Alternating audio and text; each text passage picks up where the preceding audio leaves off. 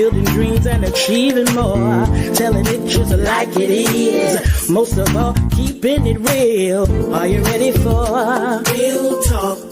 Changing lives and communities. Real talk. Saving all our families.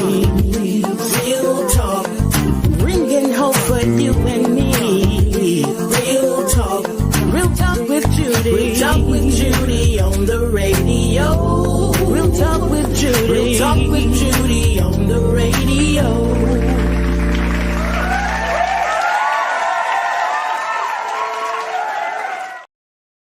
Well, hello there. I want to thank you for tuning in to another powerful segment of the Real Talk with Judy live radio show, where talks are real, deal with real issues, real people, and real talk. And that's real talk. I am so excited about the understanding being released on today's show. I want everyone to get on if you could. We got so much going on. Oh, this is cool. We got so much going on. These days. We're getting ready for election. We're getting ready for just a whole lot of things. And as I was thinking about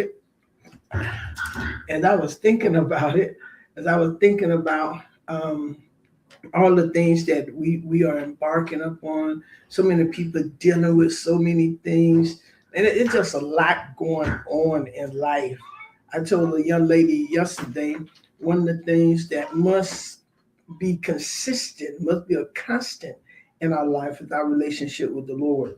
That has to stay paramount. It has to stay up top. And because I am really excited about today's show, I believe today's show is going to help us going to help all of us in so many ways. I want to invite you or ask you, if you would, to go ahead and tag others. If you're on Facebook or YouTube or Instagram or somewhere, they ask you to go ahead and share this. Go ahead and share this show already. Go ahead and get it shared, tag, call, text, whatever, and invite people to join us during this broadcast. While I go ahead and do this, I was thinking this morning that I am really standing on the shoulders of my and the legacy of my mom and my dad. Even as I was attending our convention last week, just standing on the shoulder of my mom in the church world and my dad and mom in the community. My mom, Dr. Irma Hunter Wesley, my dad, Mr. Sylvester George Wesley. Both of them have since passed, but I just thank God for the legacy. And every day I say their name, they would never die. I would keep that African proverb in my mind, in my life. I speak their name every single day, so they never die. All right, ever, ever, ever. And their work shall be forever done. So we are their living legacy. My sisters, my nieces and nephews, we are their living legacy. And we're going to keep going. So my mom is the reason why I talk, my mom and my dad actually, because they instilled in us such confidence in dealing with issues and different things. So I want to just say, I will always honor them. They will forever be in my memory, forever be in my memory. So, and also to my amazing husband, I just say thank you, sweetheart, for just always being there and just for doing everything you do. You're a wonderful man, and I thank you. Your wonderful leadership and your love for the people that you serve and all everywhere. And I want to give a heartfelt thank you and appreciation to my marketing director, Priscilla John Lewis. Thank you, Priscilla, for all that you do to help. I greatly appreciate you. And then I want to thank you to some of the greatest people I know. So many of you I meet on the street, so many I meet in various places, even down in Tampa last week. I've met so many people who listen to my show. And there's so many people who want to listen to my show. So I want to say thank you. Thank you so very much. I greatly appreciate each and every one of you.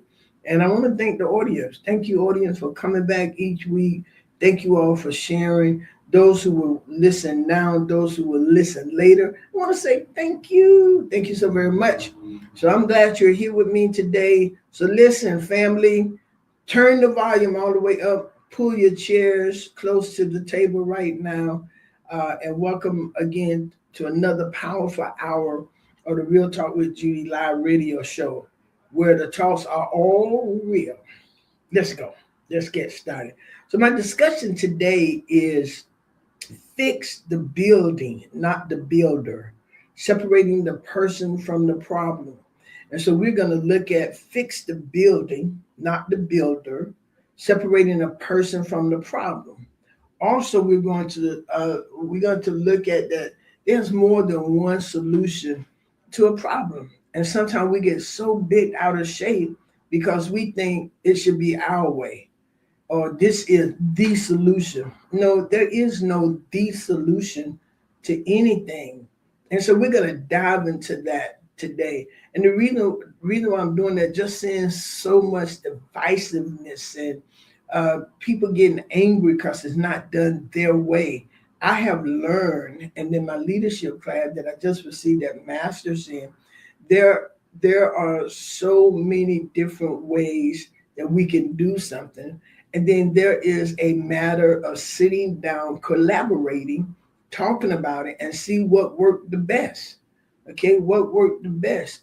And that's one of the things I really love about my bishop that I have now, is that he's a man of collaboration. He want to sit and hear. Now he does have, which all leaders do, they have things in place and they needed to operate a certain way. They need to go a certain way, which is okay.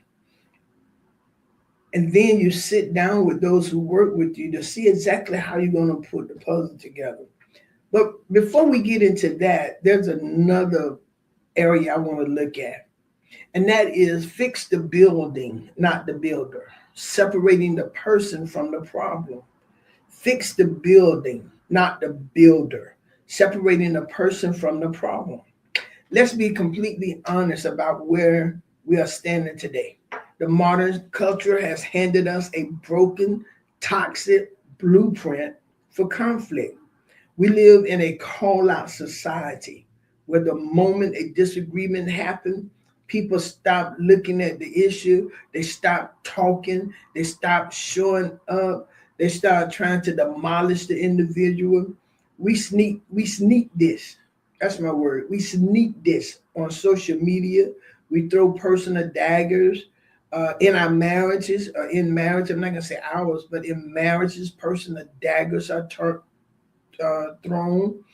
We launch character assassinations at work and in the church.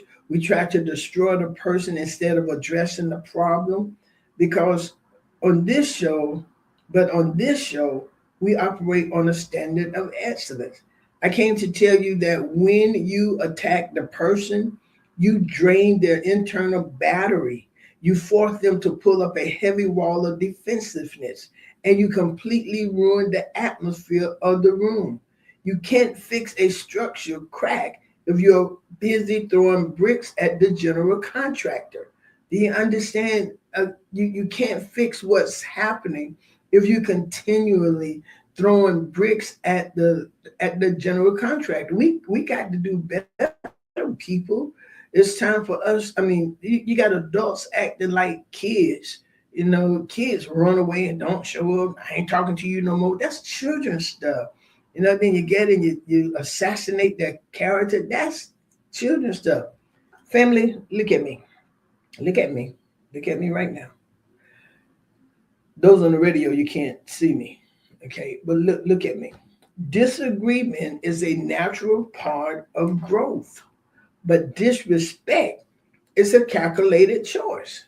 When you disrespect someone, that's your choice. You don't have to, you choose to. All right. So true authority doesn't mean you have to scream the loudest or tear someone down to prove your point. Master builders don't demolish the site, they stabilize the foundation. I just wish grown-ups would grow up. I really do. It is frustrating to have adults or who's supposed to be adults acting like children. That's why some marriages don't stay together because they're not acting like adults. Come on. Come on. My husband and I've been married almost 45 years, but it didn't just happen overnight. We talk. We did that at the very beginning of our marriage. We talk. And we know that we won't always agree, but we did agree that we would come to a common solution in order to for the betterment of our marriage. Because we wasn't planning on running away. We don't run away. I don't run away for stuff. I want to talk to me. We're adult. The Bible says in business, be men. Talk. Many times character assassination happens because someone may disagree. That's not necessary. You're gonna disagree with your solution to a problem. Sometimes you disagree because you got different ideas of how the problem should be solved. And we're going to get into that a little later, but you got to look at it from different perspective. It's not just your way. It's not just the way you see it. Someone told me, you don't call me, you don't call me either. Hello? You don't call me, I don't call you. So when we want to call, just call. You don't pick me on your team. I don't never see you. I'm not going to pick somebody who's not there. You understand what I'm saying? So there's more than one way to skin a cat. In other words, there are more than one solution to a problem. And you do not have to destroy someone else's character to get your solution to be the only right solution. It's not about destroying each other. Y'all, all of us are working to make it in this society. Every last one of us. And we need validation to others about who we are. There's no need in tearing each other down. Now, I'm not going to give, if somebody called me for a reference, I'm not going to give you a good reference if I don't know your work. I'll say, no, if I hadn't seen you in 6 months, I can't give you no good reference, right? So today we are diving into a concept that has the power to salvage relationships, revolutionize workplaces, and heal divided communities. Our community is divided because we have people who want to tear each other down. Everybody who's running for office, and I'm going to start bringing on the candidates, but everybody who's running for office have a right to run for office. That anybody can run for office if you're old enough, anyone. And you can pay the qualifying fees or get the petition. It doesn't matter. You can run for office. But this is what is disheartening. When you run for office, you don't have to disgrade somebody else. In my book, I wouldn't vote for you if anything. I just wouldn't vote for you because character assassination is necessary. You tearing down somebody else to get an office, you're not necessary. You're not. This is my opinion, Judy Mandrell. You don't deserve to be in a seat. Okay, just do your thing. And so the thing is, instead of tearing down someone else, that ain't necessary. Think about the last time you found yourself in a heated argument. Did you focus on resolving the issue, or did you focus on defeating the person standing across from you? Did you want to get your point across? Well, this is it. No matter what the conversation was about, you didn't listen so you can hear. You didn't listen so there can be a good, you already had settled in your mind what was going to be because you only looked at it from your perspective and then you criticized the other person. How can you criticize someone and you're not really listening to them? You cannot. And there's no need to criticize anyway. Okay, here's another public service announcement. All of us can be criticized. You ain't perfect. You have flaws. You're not doing everything right either. You're looking at it from your eyes and your perspective, but that's only from your eyes and your perspective, or someone who want you to be on their side, or they want something from you. So they go, girl, boy, you're right. No. Okay, so here it is. Fix the building, not the builder. Separate the people from the problem. We live in a world that is obsessed with tearing down the builder when a single brick falls out of place. Look at the man, the head of these United States. He just want to tear people down. He never he. If you go against him, you're torn down. If whatever you're torn down. How you get up and call somebody idiot, stupid, a fool? You look like a dog, or this kind of stuff. That's not necessary. That is not necessary at all. We confuse a flaw in the structure with a flaw in human character. Something um, um, um, may not be done, but it's not a flaw in the person. We needed something Sunday at our church. We didn't have it, and it wasn't nobody's fault. We just didn't have it. We got it now because we worked on it yesterday, so we can have it for now on. You understand? But what happened when we stop attacking a person and start examining the blueprint? Let's look at our first major quote of the day from the legendary negotiation expert Roger Fisher and William Urey.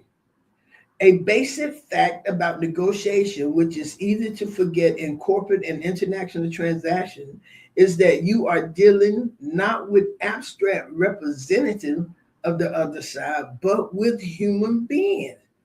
We treat human differently.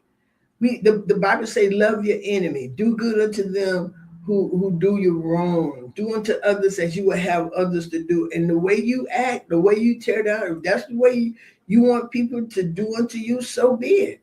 And not only that, it can go back to your offspring. Even if it don't happen to you, it can go back to your children or your children's children. Do you understand? And so this is what we have to understand about human beings. And y'all hear me, members. It go for pastors too. They have emotions, deeply held values, different background, viewpoint. They are unpredictable. Humans are unpredictable. You know, you get people, we've had this to happen. Somebody, oh, I love you with everything in me. You this and you that. You're going to be my pastor forever. A week later, they're gone. So I stopped listening to that. I was like, oh, okay. I stopped listening to that. Here's a question for reflection.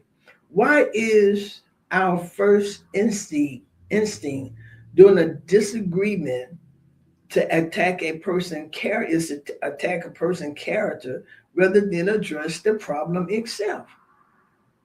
Why do we do that? What causes us to do that? That's a question for you to consider. What causes us to rather in a disagreement to attack a person's character rather than address the problem itself? Sometimes people come to you, well, I want to tell you about you. What about you? And this is my thing. We can see others so well, but we don't see us.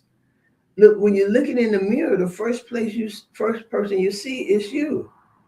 Here it is. Here's the answer I want to give you. Survival, evolution, and ego. When our ideas are challenged, our brain process it as a literal threat to our survival. We go into a fight or flight mode. If someone's trying to help you do better, why would you go into a fight or flight mode? If they give you suggestions that will help you do better, or they see another part that can help you do better, why do people go into fight or flight mode? Attacking the character of the other person is a defense mechanism. It's an attempt to invalidate their argument by invalidating them. You don't have to. You don't have to do that. You don't have to. You don't have to invalidate a person's character. You don't have to destroy a person's character. I want people in my life, and I have them. I have some really good friends, and I really do have some wonderful people in my life. They have been tried. I've been friends with some of these people 30, 40 years and 50 years. 50, I got a friend, and she and I have been friends for 15 years. I'm sorry, 55 years. We've been friends for 55 years. 55 years. 55 years. A beautiful friendship. And we still friends to this day. My sister, her whole family. I think her mama and daddy had 17 children. And one of her sisters served as my assistant in the national church and the regional evangelism. Okay. And so, but instead of, and if she tell me something, she had told me something before, and we've talked, and I already agree with it and something, and I have friends like that right now. Some real good friends that I call real good friends. Real good friends are always real good friends. Always. I have those in my church. I have about four, 1, 2, 3, 4. I think four of them been friends with over 30, 40 years. Ain't nothing come quickly and kick us out of friendship. They support that. And I had two of them told me that we're gonna be here, we're gonna be friends, and we'll be here because we met a lady who's been a member of our church for 7, 8 years, and those two said we plan on being here too.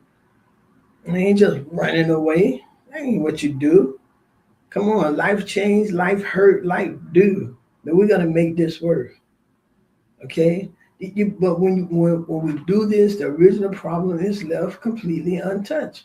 Let's break down that first phrase, fixing the building, not the builder. Imagine a master carpenter builds a magnificent house.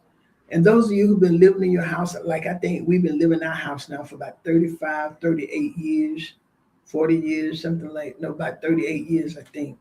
So over time, due to shifting soil or heavy storm, a wall begins to crack.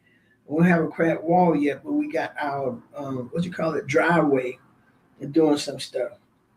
So do you think we're gonna hunt down the carpenter or hunt down the guy who put in the driveway and demand they banish from the trade, get them out of there? Now we done lived in the house 35, 38 years. Things start getting so we're gonna go and banish and bad mouth. We're gonna go and bad mouth the carpenter, bad mouth the man who did it first. No. Or do we look at the soil, the materials, and the weather? Do we fix the wall?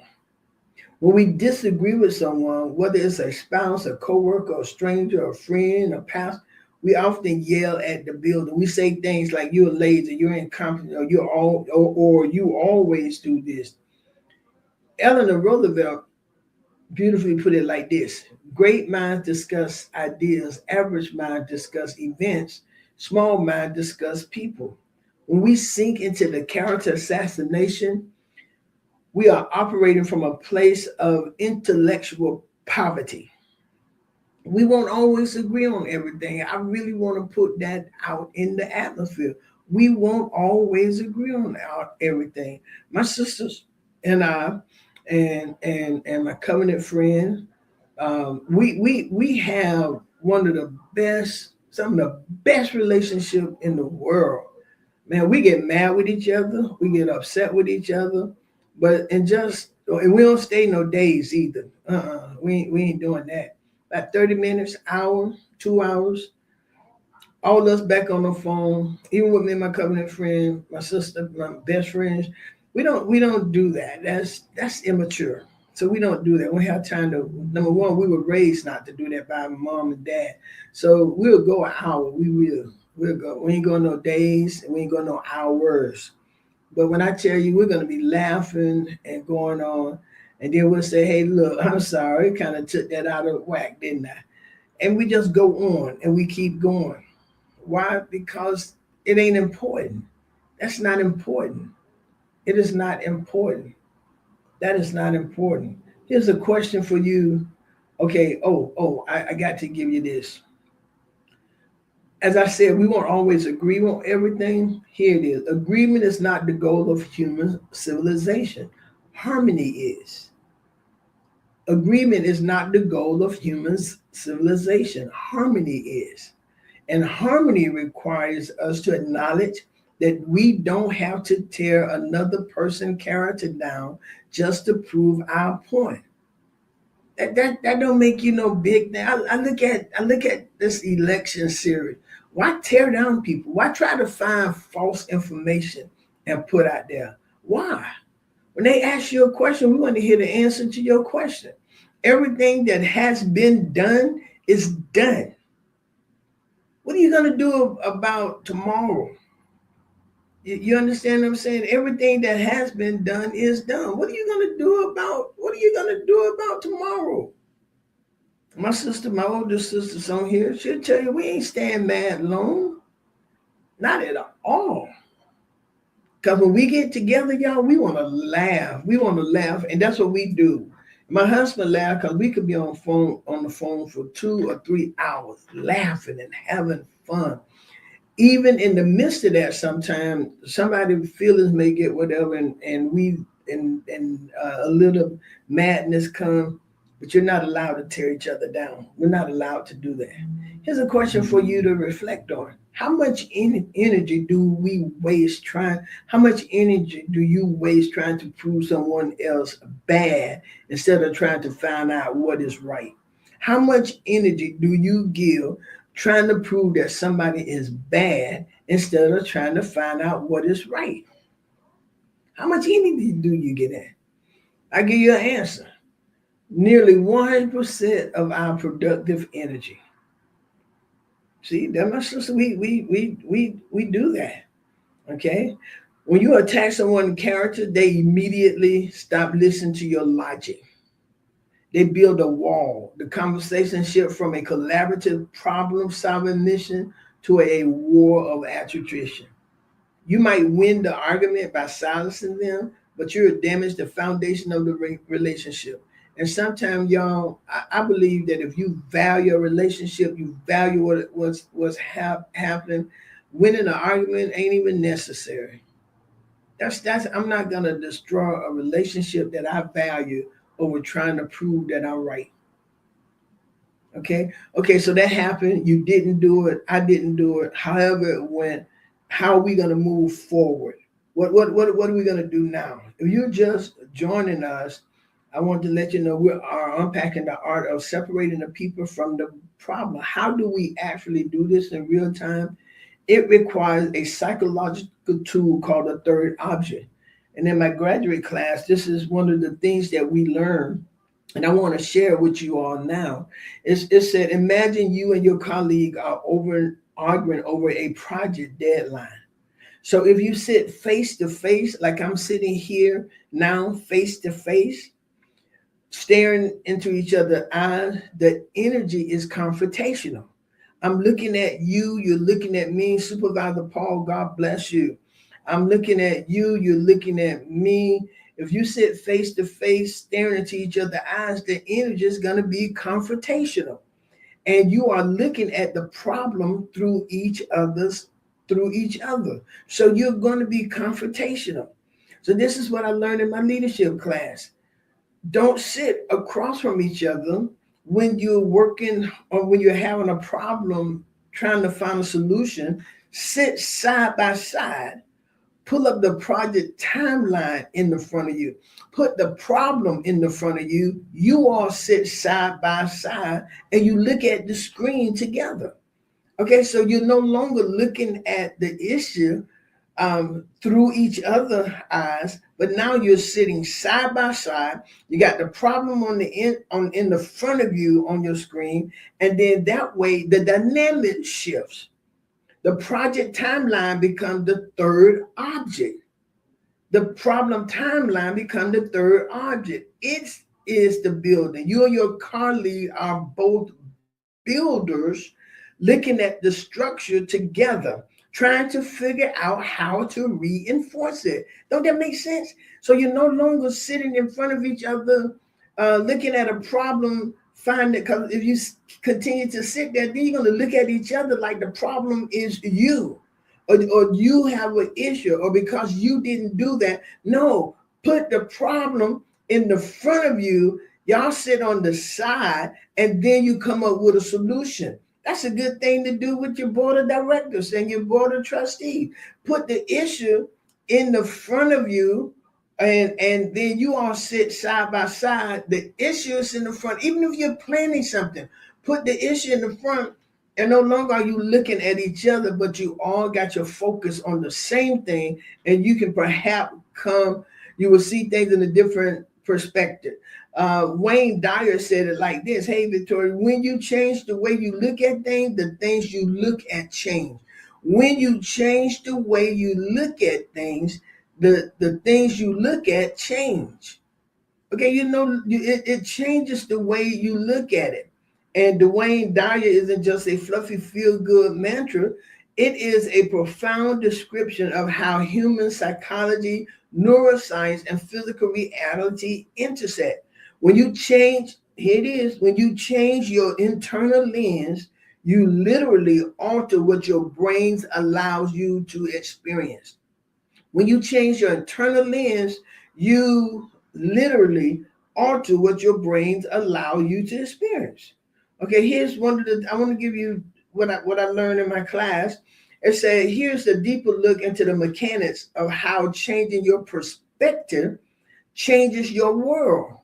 Okay, so the neuroscience is called, this is called the reticular activating system, RAS. Now I'm making this plainer than they made it in my graduate class, right? And so it said RAS act like a bouncer at the door of your consciousness. Listen to this. It only let in information that it deems important to you. And how does it know what's important? By what you choose to focus on. Okay, your brain, kind of like this AI stuff, it restores what you put into it, and things that are important to you, you attract it, and whether it's negative or positive. So the negative filter, if you walk into a meeting, listen to this real good. If you walk into a meeting or any place believing your boss dislike you, your RAS goes on high alert for the evidence to prove that what you think is true. So it will highlight their cross arms, their brief sigh, or a perceived tone in their voice. Meanwhile, it completely ignores the fact that they agree with your data or thank you for your time.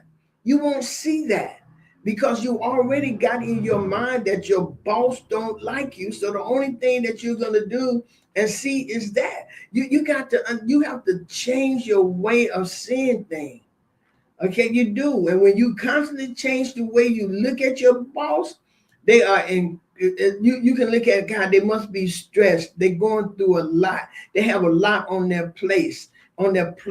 Wow, it must be heavy leading this team. It must be heavy for the pastor to do this. It must be heavy. I know what they're going through. Suddenly you notice that their exhaustion rather than malice.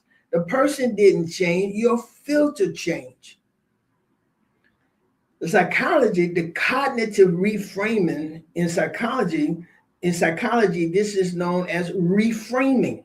So a frame decides what is inside your view and what is left out. For instance, when you put something in a frame, only thing going in there is what you put in there, right? So you get an 8x11 frame and you put in a 5x7 picture or whatever, you're going to have a lot of room left for criticism. But when you change the frame and you change the picture, you put in the size, you change the meaning of the entire picture. Consider this. Let's apply this to our personal relationship. When your partner forgets to take out the trash, the problem isn't you are irresponsible. The problem is the trash is full and we need a better system to keep the house clean or keep the trash empty, right?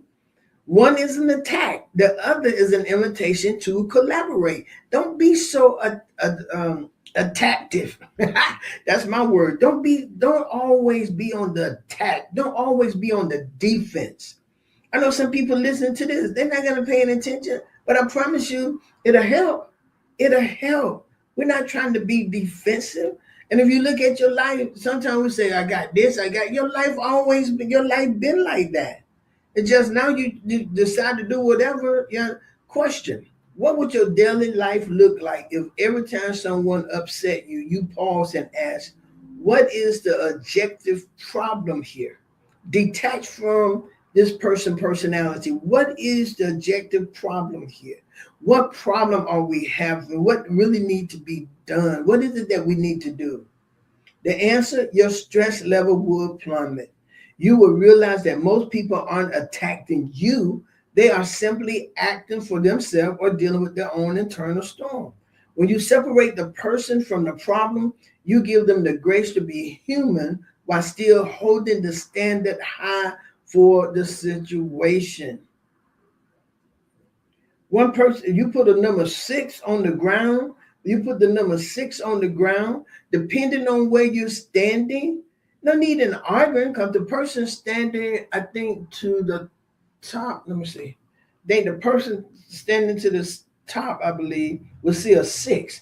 The person standing to the bottom will see a 9. Both of them are correct from their perspective of how they're seeing it. So the problem isn't necessary for me to start fighting you. No, because you're seeing it from a different perspective. You really do see a 9. I really do see a 6. And what it showed, there's no one solution to it. So we don't have to start fighting over that. We looking at it through the lens. That's all. You don't have to tear down each other's character. You don't have to tear each other up. The bottom line, we do not see the world as it is. We see the world as we are. So we don't look at it as it is. We look at it as we are. And listen to this. The external world is a mirror of your inner state. If you want a better world, you don't start by rearranging the mirror. You start by changing the face, looking into the mirror. Michael Jackson sang a song about the man in the mirror. So we start right there, right? And once we accept that two people can both be right from different vantage points, we have to accept the logical conclusion. There is rarely only one right way to solve a problem. When we insist on a single solution, we fall into the trap of one-wayism. The belief that because method A works, method B must be wrong. That stalls the progress, kills innovation, and destroys team. Acknowledging and navigating multiple solutions requires a shift from binary thinking to parallel thinking. Here is an elaboration of why this happens. Okay, why multiple solutions exist. Problems are rarely one-dimensional. They usually involve competing priorities like time, money, quality, and human energy. Different solutions prioritize different currency. Imagine a company needs to fix a glitch software. Solution, the speed route. Patch the existing code. Cost, low money, low time. Risk is temporary band-aid. Rebuild the system from scratch. Look at the cost, the money, month of time, risk, long-term stability. Both are completely valid solutions. Neither is inherently wrong. The disagreement between team members usually isn't about the solution itself, but about which currency they value most at the moment. Solution for dealing with multiple, when a team or relationship is paralyzed because there are too many good ideas on the table, you need a framework to decide how to move forward without tearing down each other's character. Let me tell you something. There is no one way to do it. There is no one way to handle all of this stuff we got going on in the world. There is no one way. There is no one way to handle homicide, gun solution. There is no one way. No one has the ideal way. No one. I do believe as a child of God that we do, like the Bible said, if you lack wisdom, ask of God. And we ain't stopping the prayer. He gave us that. He told us, seek him. And in that prayer, you seek God for direction. That's why we ain't having no real answer. who praying and who we come to group, we coming together with all these ideas, ain't nothing working because we haven't sought the master. That we haven't sought God for direction. We want to bring all our ideas to look like this big hero, like what I got going on, what I say is the answer. There is no one answer. There is no one group who have all the answers. There is no one group of men or one group of women who have all the answer. The president don't have the answer. The government don't have the answer. They still trying to put people against each other, putting people in office who not just so they can care for what's going on. No, they're putting people in office that will help move their agenda only. But come together and let's see what works. Let's see what works. There is no one way that's going to handle this. There is no one way. I am a believer with all my heart. Seek God for an answer. And then let's get the family. I am of the belief, and I'm a social worker. I am of the belief, fix the home first. Let's get some help in the home. Let's get some help with these young boys. I like these programs that's working with these young boys. Well, why get them at 13? Let's get these young folks at 5. The psychologists have proven, and data show that the most formative years of a child's life is between 0 to 7. That's where you're teaching them. That's where you're instilling in them. You're still yes, ma'am, and no, ma'am during that age group. Okay. And then we sit down and we collaborate. We collaborate. I was talking to some people, they told me we need to get daycare cheaper. Why? Daycare need to be more expensive. The children spend 8-9 hours at the daycare. You want to do it for $300? They learn to walk there. They learn to talk there. They potty train there. They eat breakfast and lunch and snack there. Why do it? They change diapers. They change diapers and they change diapers and they change diapers. They learn their ABCs and their numbers and their colors basically there. You give parents homework. They don't want to do homework. They want you to keep their child. They want you to raise their child. So my thing is put more money there. It's going to cost. They talking about a 24-hour daycare. Who's going to pay it? Are you going to pay the workers? I think workers at daycare, especially if they can afford it, pay them people a lot of money. That's a lot of money. Your children in school have more than half the day. Parents don't do a whole lot with their children. The daycare workers do. The daycare workers spend most of their time with the children. My daycare opened at 7. I have parents who there 5 minutes to 7 sometimes. And they come pick, and they close at 6, and they come pick them up at 5:59. So what's that? 10 hours, 12 hours? That's almost 12 hours, 10 hours. They're there with those children that long. And so what's the solution? Sit down and find out. Sit down and find out. I'm a believer in the smaller daycares, and not just because I have a small one, but you get to be more focused on there. Children with autism, children with developmental delay issues. We got all of this. Let's sit down. There is no one solution to gun violence. And gun violence it affects everything. We was at a meeting last night and they were talking about the single parents this. The young man said, I was raised by a single parent. There's a lot of men who were raised by a single parent who did not have a man in the home, and these kids are doing well. So is that the real issue? So we have to sit down and look at it and let's find out what's going on. And true leadership isn't about finding the single perfect solution. It's about building a culture that can evaluate multiple paths with humility, choose one with clarity, and execute it with unity. You may have to put several plans in action, several different ways to do it in action. There will not be one single way. Why? Because everybody is different. And so you have to see who can relate better with this, who can relate better with this. And just because you're experienced don't mean that you did it well.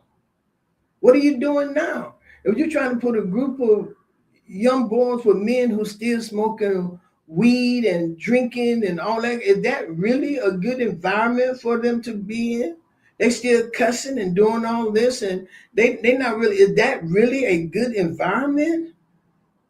You want to put young ladies with women who, is that still a good environment? You put them with manipulative people, is that still good?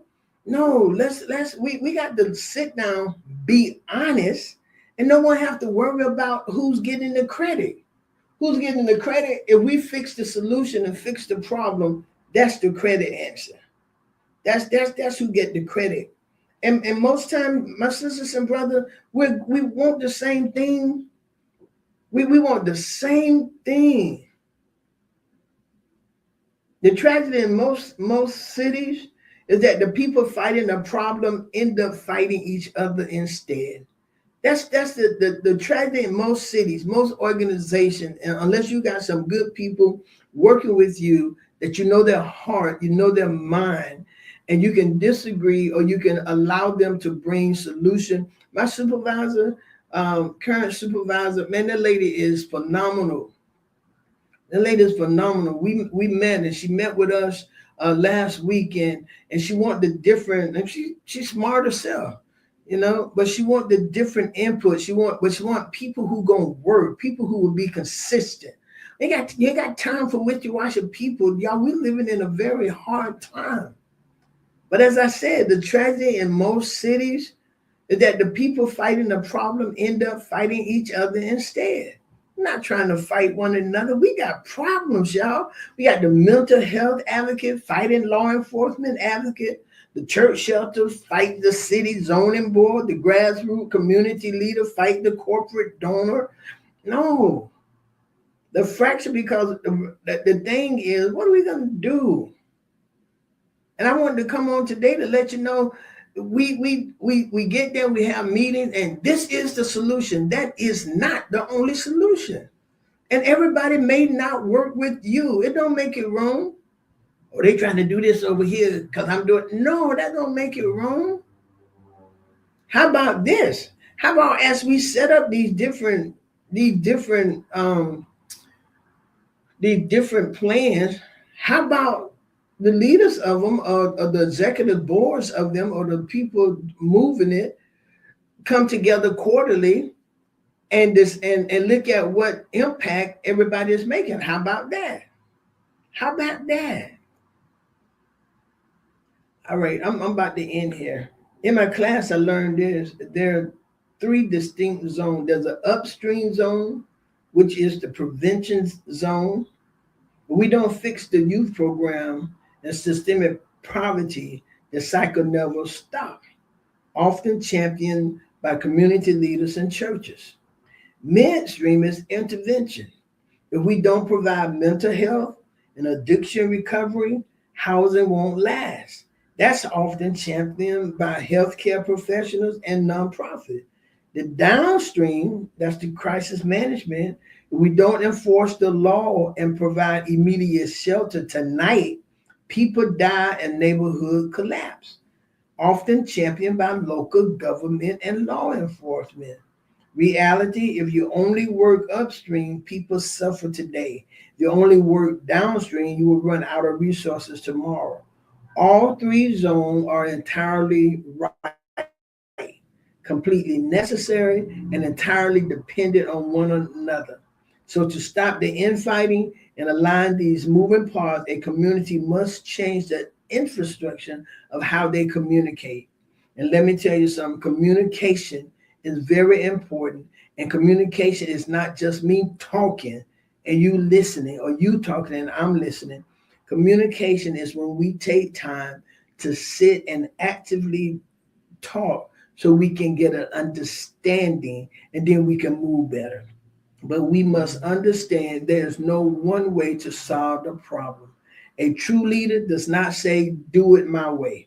A true leader asks, what part of the wall are you building, and how can my piece support yours? That's how it works. In my Sunday school class, Sunday, I had the ladies, and it was good, and that's how it was. So this is the vision of the church. So how does your piece fit into it? How does what you want to give fit into this? Where would you fit into this puzzle? You're a piece of the puzzle. Where do you fit? You got time for all this craziness? Got time for that. They ain't got time for that. Our world is in trouble, our homes are in trouble, our schools are in trouble, and we got people fighting, trying to tear each other down, and that's not what we need. And that's in any city.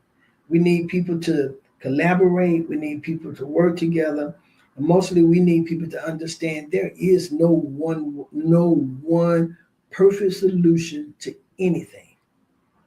None. If it was, maybe it would have already been done because everybody thought they had the perfect solution. There is none. There, there are entities currently fighting the issue. When you map it out, you realize that the street ministry and the police department aren't enemies. Let me say it again. When you map it out, you realize that the street ministry and the police department aren't enemies. They are working different sides of the street. The street ministry can build trust where the uniform can't. And the uniform can provide safety where the ministry cannot. By explicitly acknowledging each group's unique superpower, you eliminate turf war. That we got going on with churches. Turf war. Oh, I can do this, I can do that, I can do this. Do it and do it good. You know? Stop meeting. No, that won't work. No, that won't work. That solution, your solution may hit 15% of the problem, but there's 85% more left that can help with that. So we have to agree on something, but we got to meet, and we're not meeting so you can just say, this is what we're going to do. This is how it looks. This is it. No, no. There's only one silver buckshot with 100 small coordinated solutions flying in the same direction. When the city stopped demanding uniformity and start demanding coordination, the fighting stopped and the building finally get repaired. I want to leave you with this. One size does not fit all. That's the final nail I want to give you. One size does not fit all. When you apply that truth to leadership, community building, and personal growth, it completely changes how you operate. It forces you to move from standard templates and start designing tailored strategies. When you look at the major area of impact, especially when dealing with people, organization, or complex social issues, the one size fits all approach is ineffective. It is actually dangerous. You cannot mentor or lead every person the same way. And and for those of you who parents, you know this. You got my mama had six. My mom and dad got six children in the house. All six of us was different. My sisters and I looked at each other this past week. They came to Temple with me, and sending Carolyn spent the time on WhatsApp. But all of us are different. We think differently. Okay, but we come together and we do that and we solve problems.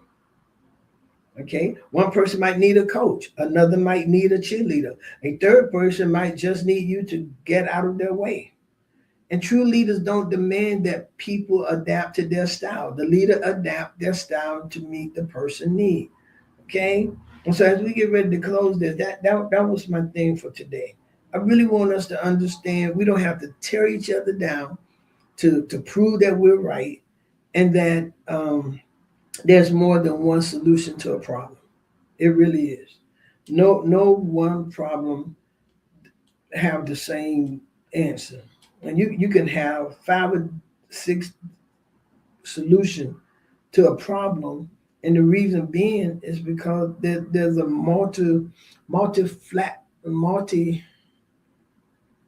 multiplicity, something like that, of problems.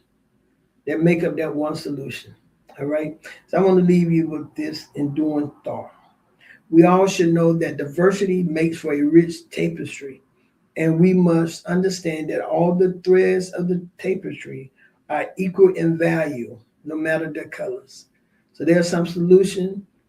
The solution are equal in value, even though they may be different colors. And I want you to understand that. I want you to understand that we all have, and don't hold on to your perspective or your thought of solution because they got one out there. Find out how you fit in and make it work.